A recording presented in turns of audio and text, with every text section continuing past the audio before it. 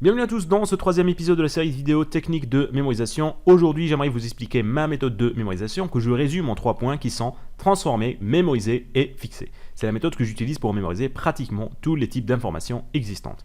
Aussi, si ce n'est pas encore fait, je vous invite à aller vous inscrire à ma newsletter. J'offre comme cadeau aux nouveaux inscrits 2 vidéos qui montrent comment mémoriser un livre au complet avec la méthode du palais et comment mémoriser 1000 informations. Le lien pour vous inscrire se trouve en bas de cette vidéo. Alors j'ai dit que ma méthode de mémorisation peut être divisée en 3 points qui sont transformer l'information, la mémoriser et enfin la fixer. On peut ajouter la comprendre avec transformer parce que je pense que les deux vont ensemble. Dans cette vidéo, je vais essayer de vous détailler chacun de ces 3 points. Le premier point, c'est bien sûr transformer. À transformer, qu'est-ce que ça veut dire? Ça veut tout simplement dire prendre une information et la transformer en image. On a déjà fait ça avec cette information. Il y a 206 os dans le corps humain. L'image utilisée pour représenter cette information était celle d'un squelette avec une 206. On avait imaginé un squelette qui conduisait une 206 et j'avais donné 2 autres exemples qui étaient l'idée qu'il y a 6 muscles qui contrôlent le mouvement des yeux et qu'il y a 2 lunes qui orbitent autour de la planète Mars. Je vais vous donner 3 nouveaux exemples dans cette vidéo pour bien illustrer l'idée de la transformation. Donc l'idée de base, c'est prendre une information et essayer de la transformer en une image qui va la représenter. Par exemple, en moyenne, une personne produit environ 1 litre de sueur par jour. Comment convertir cette information en image ?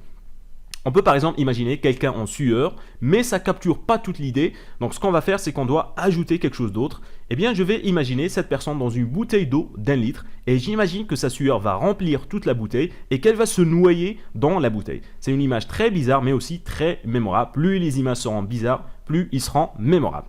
Voici un deuxième exemple. Des chercheurs ont découvert en 2017 que les poumons jouent un rôle important dans la production de plaquettes sanguines.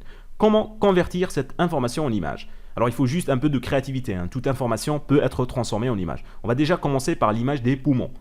Ça ne capture pas toute l'idée, donc il faut ajouter autre chose. Eh bien je vais imaginer des poumons qui produisent des plaquettes de frein.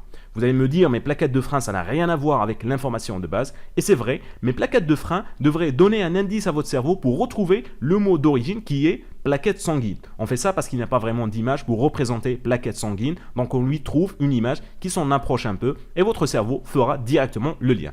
J'ajoute à ça un chercheur qui est content d'avoir fait cette découverte. Et enfin, voici le dernier exemple. La gestation chez l'éléphant peut durer 22 mois. Comment on fait pour transformer cette information en image? Alors voilà l'image qui me vient en tête. Un éléphant et je lui ajoute un peintre qui va écrire 22 dans son ventre. Je visualise bien la scène dans mon imagination et cela me permettra de garder l'information en tête.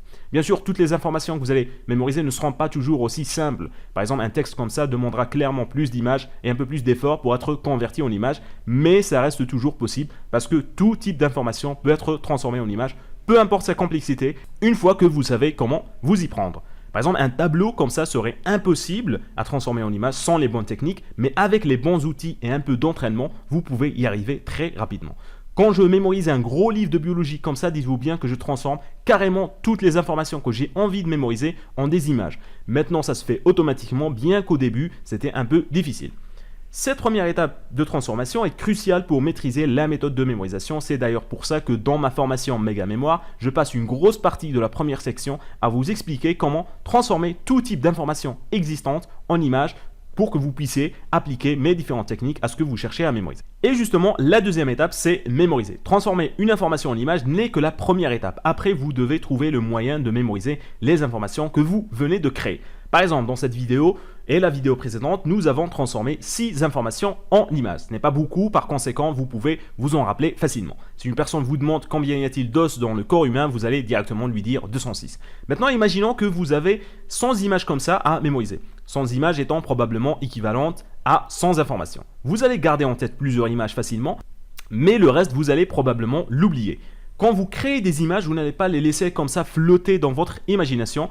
Vous allez plutôt les structurer et les mémoriser en utilisant différentes techniques de mémorisation. Par exemple, en utilisant la méthode du palais, on va prendre les informations qu'on vient de transformer en images et on va les placer dans différents endroits de notre palais de mémoire. Et ça, c'est la deuxième étape parce que de cette façon, vous pouvez mémoriser 10 informations, 100 informations, voire même 1000 informations sans les oublier et sans vous perdre entre eux. Parce que chaque information est placée dans un endroit bien précis. Cette deuxième étape de mémorisation va dépendre de 2 choses, la complexité et la quantité d'informations que vous cherchez à mémoriser. La méthode du palais vous permettra de mémoriser jusqu'à 100 informations simples, facilement et très rapidement, comme celle qu'on a explorée dans cette vidéo. Mais si l'information est compliquée et la quantité est élevée, il faudra faire appel à d'autres techniques de mémorisation parce que la méthode du palais ne fera généralement pas l'affaire. Il est très compliqué de mémoriser un gros livre comme ça en utilisant seulement la méthode du palais parce que vous allez vite consommer les objets de votre maison et vous n'aurez probablement même pas terminé de mémoriser le premier chapitre. D'ailleurs, d'après mon expérience, en mémorisant des livres comme ça pendant des années, je peux vous dire que vous ne pourrez jamais mémoriser un livre de ce genre en utilisant une seule et unique technique. C'est pratiquement impossible. C'est pour ça que pour mémoriser ce genre d'informations complexes et de grande quantité, il faudra apprendre d'autres techniques. Plus vous maîtrisez de techniques de mémorisation différentes, plus vous pourrez mémoriser beaucoup d'informations et des informations très complexes sans problème. Par exemple, dans la vidéo Mémoriser 1000 informations, je vous montre que vous pouvez faire ça en mélangeant simplement deux des techniques les plus simples de mémorisation pour arriver à ce résultat. La dernière étape après avoir transformé vos informations en images, après avoir appliqué la bonne technique pour les mémoriser, c'est de fixer l'information que vous venez de créer. Ça veut dire quoi fixer? En créant une série d'images comme ça. Vous n'allez pas tous les garder en tête automatiquement, sinon cette méthode serait magique. Vous allez oublier certaines de ces images après 1 à 2 semaines. Je vous ai donné 6 informations en forme d'images dans cette vidéo. Si d'ici 2 mois je vous demande quelle est la durée de gestation chez l'éléphant, est-ce que vous pensez que vous allez vous en rappeler? Alors il y a de grandes chances que vous allez oublier les images que nous venons de créer dans cette vidéo à condition de les répéter. Votre cerveau a tendance à supprimer les informations qu'il n'utilise pas, c'est pour lui des informations qui servent à rien. Et comment votre cerveau va savoir qu'une information ne lui sert à rien? C'est tout simplement si on ne la répète pas. Vous n'avez probablement pas besoin de garder en tête que le poumon produit des plaquettes de sang ou que l'homme produit 1 litre de sueur par jour. Donc si vous ne répétez pas ces informations, votre cerveau va simplement les supprimer. Bien sûr, quand les informations sont en forme d'image, on va les garder en tête beaucoup plus longtemps. Il faudra 1 à 2 mois peut-être pour complètement les oublier si on les répète jamais.